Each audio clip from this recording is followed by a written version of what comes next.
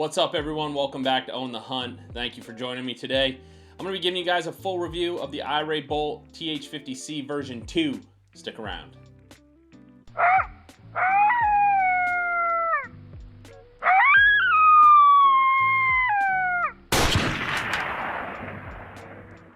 Well, guys, here we are. The time has come. This is my review of the iRay Bolt TH50C version 2. I have wanted to review this scope for a really long time. This scope has been on the market for over a year.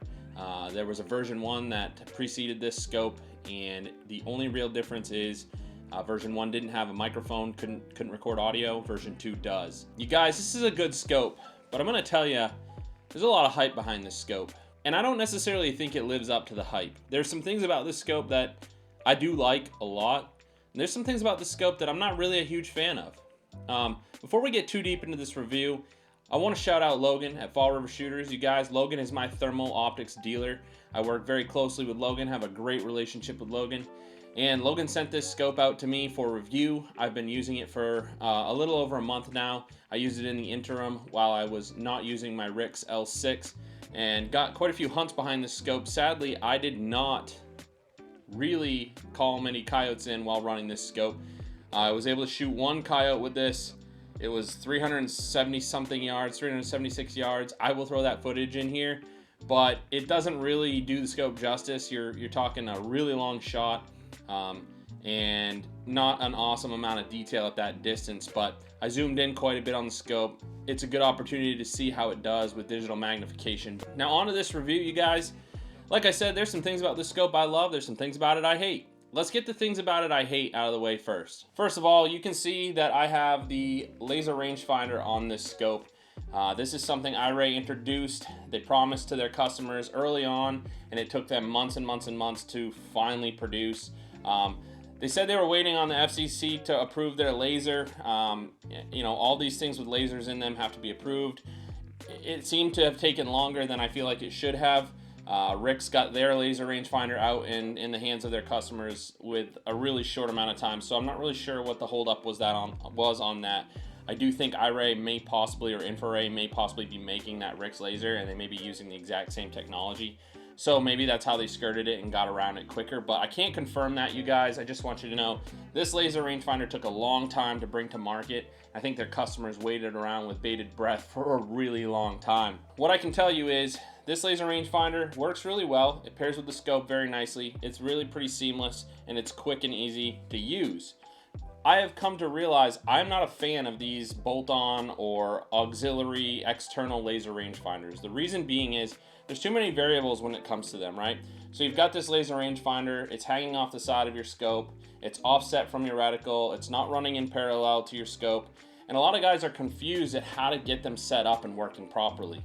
You'll hear most people say, just go ahead and turn on the visible laser and aim it at your target that your crosshairs are pointing at 50 to 100 yards, and you'll be good to go. The only problem with that is now you're taking this laser and you're angling it, okay? And so what's gonna happen is that angled laser is gonna continue on at that line infinitely, while your crosshairs are going straight infinitely. And so there's gonna come a point where the laser and the crosshair intersect, and then after that, your laser is really not as accurate as it should be. So my recommendation for guys running auxiliary laser rangefinders or these external rangefinders, take that rangefinder, aim it straight at the same target you're aiming at with your crosshairs. You can see that this is running about 1.5 inches to the left and about 1.5 inches high of that crosshair. So what I would do is I would aim that visible laser at your target about 1.5 inches left and 1.5 inches high. And that means now your laser rangefinder is running in parallel with your crosshair infinitely, okay? If you've got a coyote or any smaller game, doesn't matter what it is, unless it's a field mouse, you're gonna be hitting that game or that animal with that laser rangefinder at the same place pretty much that your crosshair is, okay? So you're gonna be getting accurate ranges. That's my recommendation to you guys using those kinds of rangefinders. Moving on, some of the reasons I'm not a big fan of these rangefinders is they can easily get bumped and knocked off of how you have them zeroed. This rangefinder here has a cool clamp. It clamps onto the scope housing, and it basically just, that's it. I mean, it's just a clamp. What's not very good about that is it's not a very hard clamp, as in I can turn that rangefinder pretty darn easily. You may say, well, just tighten the clamp up. Well, that sounds great, except if I take this and turn it one more time, I now can't secure that clamp onto this scope housing. And so this is as tight as it can go, and I can move that really, really easily. So I really am not a fan of that. Don't like it. Wouldn't use it, honestly. Waste of money in my opinion, and iRay's charging a lot for those rangefinders. Moving on, guys, things I hate about this scope. I hate that they chose to use an 18500 battery as their additional battery. Now this scope does have an internal battery with about a 5 to 6 hour runtime. Works really good. I like that, but inside this door, and you may have just seen how long it took me to screw that off or unscrew that door, you can put one 18500 battery. Now there is a company out there making a tube extension for this that will allow you to run an 18650 battery. That would be my recommendation, you guys. Most of us have 18650 batteries out there, and they just are a good battery. They're hard to go wrong with. So I don't really like how many turns that door takes off. And likewise, on this side of the scope, this is where your data transfer port is and also your charge port for the scope. This takes a lot of turns to get off, and it's relatively hard. The scope cap, this cap threads on pretty hard. There is a rubber O-ring under there that makes it a little bit harder to put on and take off, okay? You may have noticed this scope cap is not tethered to the scope in any way. I'm not a fan of that, you guys. If you drop this in the powdery snow somewhere, you're gonna lose it, and that really sucks, because then you gotta buy a new one or something like that. So under this scope, you've got your USB-C charge port. Works just like any other scope pretty much. You can charge the scope with that. You can get your videos off the scope with that. I'm assuming you could do some firmware upgrades with that. I did hear that iRay makes you send your scope in to have firmware upgrades done. I'm not really sure what the deal is with that, but be really careful if you're doing any firmware upgrades, guys. I don't think they go really well with these iRay scopes. Now, another thing I don't really like, this zoom wheel on top of the scope. You guys can probably hear that. It is loud, and that sound transfers through to the microphone of this scope, okay? It's loud, and it's kind of annoying, and you can really hear it even when you're out in the field. It's loud. So not a big fan of that. This turret up here is a button press, so you can push down on it, and that's how you select things in the menu. No preference there. I think that really works well. I like it. This is also how you can navigate your menu as well. So it's a multi-function turret. It works fine. I just wish those clicks weren't so loud. Another thing I don't really love about this scope, you guys, is that it doesn't have a lot of image adjustability. And what I mean by that is it doesn't have a whole lot of leeway as far as getting your brightness and contrast dialed in certain conditions. So there may be times you wish you could get more contrast, or you wish you could get brighter on your display. This scope doesn't have a robust image adjustability. It's got several levels of brightness, several levels of contrast, but I found myself wanting more from it. It almost feels like a dumbed down version, you guys. Like they didn't quite give you the amount of settings you need, right? So this scope is not super feature rich. It's not packed full of additional settings. And if you're that kind of guy who wants a scope that's really simple, doesn't have a ton of adjustability and a lot of variables that you can play with, this might be it for you. For me, I found myself wanting more. So that's about it on the things I don't really like about this scope. The scope is good. I think it's overhyped, like I said at the beginning of the video. Let's move on to some of the things I really do like about this scope. My number one favorite thing about this scope is the screen in the eyepiece. You guys, I have not used a scope with a screen as big as this one. This thing fills up damn near this entire back tube. It just looks massive to your eye, and what a pleasure it is to stand behind and look through. It is super clear. It's got a really large OLED display. Just nice screen in this scope. One of the best I've ever looked through. Another thing I like about this scope is the battery readout in the scope is kind of off to the side, and it's in bars that run up alongside of your scope. Kind of looks like a little gauge. I like that. It's kind of a nice touch. Looks really nice. Going back to one thing I really don't like about this scope, you guys, and they may fix this in future firmware because I already see that some of the newer iRay scopes on the market are doing this, but this scope doesn't record anything except for your crosshairs.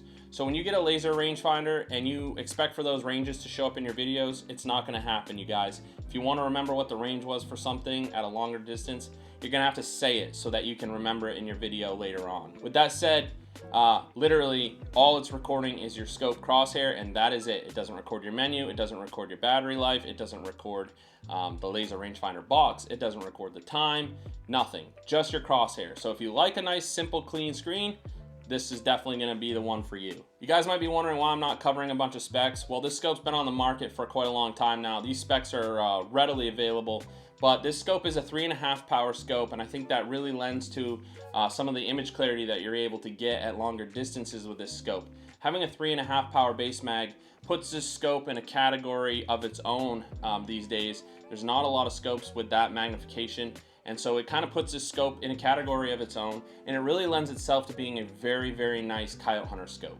Now, iRay just released their iRay Hybrid 75. That is a 4x base magnification scope. So they are pushing the limits of base mag. Granted, they had to go bigger with the objective lens. This is a 50mm objective lens, and I really like that size. Gives you the look of a traditional rifle scope, and I'm a big fan of that. Some other things I really like about this scope, you guys, this diopter focus on the back is really, really buttery smooth. Probably one of the smoothest diopter focuses I have felt on a thermal optic. This thing has zero grit, zero play, zero resistance. I mean, it has resistance, but the perfect amount, you guys. I mean, one of the, well, the best diopter focus ring I've ever felt, okay? I love it. Huge, huge fan. With that being said, I'm also a big fan of the front focal ring adjustment. This is very smooth as well. You can really get on it, you can get a good purchase on it, and you can adjust your focus length of your objective lens extremely, extremely easily. And I really, really like that as well. Another thing I like about this scope is the front lens cap. It is very well built, does not feel chintzy. I have felt a lot of these front lens caps, and I feel like the scopes are complete, they're done in manufacturing, and the manufacturers go, oh crap, we need a lens cap, and they just half-ass the shit out of it. This one is awesome, you guys. It is so slick. It's well built, it's rugged, and I think it was designed with really good intentions for this scope. So A+ on that, iRay. You guys did a good job. This lens cap is fully adjustable from wherever you want it on the scope. You can spin it around and it beds fully back against the scope. It doesn't stay out here, it doesn't stay in here. You can go all the way against the scope with it. Love that. So this scope features picture-in-picture mode. If you're not familiar with that, basically what it is you've got your main display with a 3.5 power base mag, and then you've got a small screen up above, which is exactly what you're looking at in the main display, but it's magnified at whatever magnification you want. Something to note, the main screen and the picture-in-picture, they magnify together. They do not magnify independently of each other. Pulsar does that, and now some of these newer scopes on the market are starting to do that, where your main display stays large, you get that huge field of view or good field of view, depending on the base mag of your scope, and then you get a magnified smaller image for you to take your shot. I really, really like picture-in-picture mode, guys. This scope doesn't record the picture-in-picture either. So if you are using picture-in-picture to shoot your target, at say 7 power, which would be double 3.5 base mag, that's where your picture-in-picture is going to start. If you're using that to shoot your target and you have a video file and you're recording that, your video file is only going to show one large main display, and that's going to be in that base mag. So keep that in mind for people watching your videos back. It may look funny if you take a 400 yard shot at a coyote and you shot it on your picture-in-picture and they're watching it back going, how in the heck did he make that shot without magnifying his scope? Well, that's the reason why. I want to go back to the battery system a little bit, guys. I don't feel like I touched on it well enough. The internal battery on this is the only thing that comes with it. It does not come with an external battery. So if you want to run a battery in this, you got to buy one. It's an 18500. Guys, you're going to get 5 to 6 hours out of the internal battery on this scope. That's pretty darn good. You could also run this scope off an external power bank. So you definitely have options and you have flexibility. I highly recommend picking up a battery to throw in this port in case you run out, your scope runs dead while you're out hunting and you find yourself needing a little more runtime. You've got an option. That's really nice. I'm glad iRay did that. I don't understand why they didn't include one of the batteries with the scope that can go in that. This is a $5,500 scope, you guys.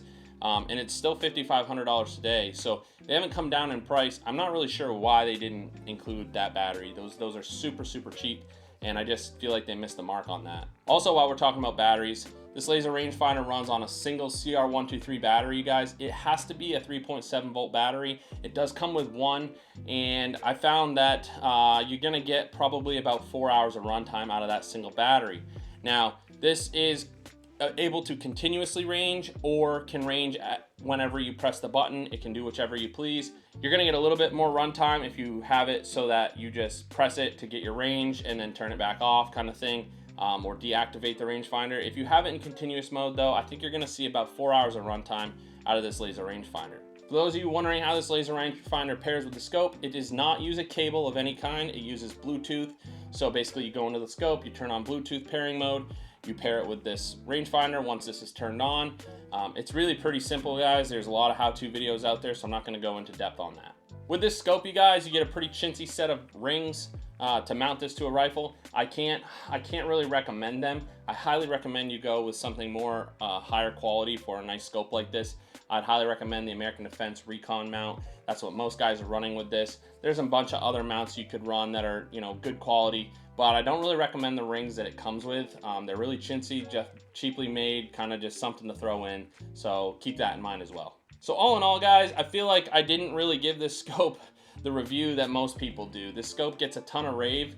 It's like, it's the holy grail to some people. I mean, you look at Facebook and people are like, Bolt 50, Bolt 50, Bolt 50. Now, do I think this is a great scope? Yeah, it's a great scope.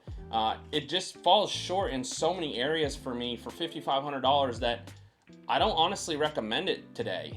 When it first came out, it was like definitely the cat's ass, but iRay just released their RH50R, which is has an integrated laser rangefinder on the side of the scope, and its MSRP is $54.99. So for the same price, you're getting a scope with better specs, an integrated laser rangefinder, better battery system, just so much more upside. So to me, they kind of made this scope somewhat obsolete by doing that. Now, for those guys that want a traditional rifle scope style, this is it. I mean, this is really what you get. They make the Bolt 50, they make the Bolt 35 version 2 as well. That's a 384 core. This is a 640 core. Man, I don't know, guys. It really doesn't check the boxes for me now in 2024. Early 2023, this scope was definitely really hard to beat, but I feel like it's kind of obsolete at this point. I feel like they've totally outdone themselves. It's certainly got a place, you know, in a lot of people's heart. It certainly doesn't have one in mine. I'm not a huge fan.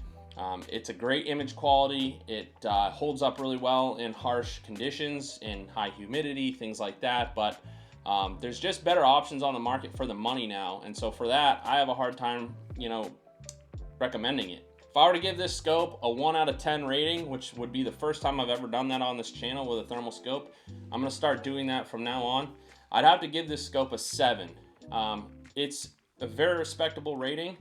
It falls short in a lot of areas, but it excels in a lot of areas as well. And so for that reason, I'm giving it a 7 out of 10.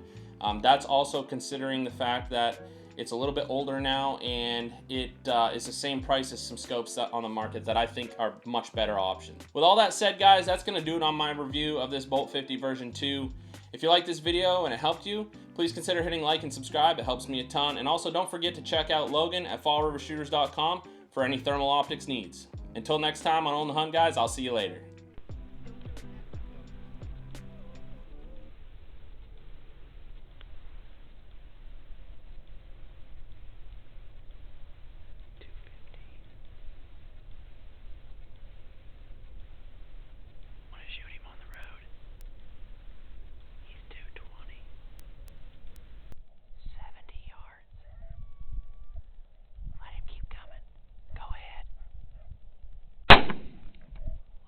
Woo!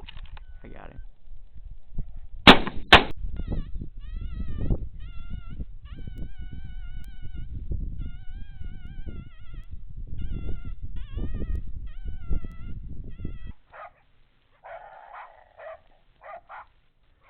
Shoot that. Yeah.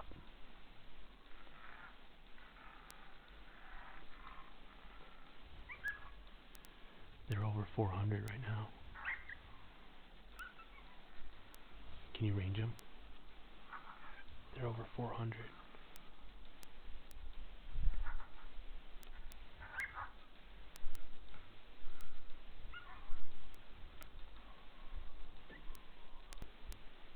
Looks like it's gonna come.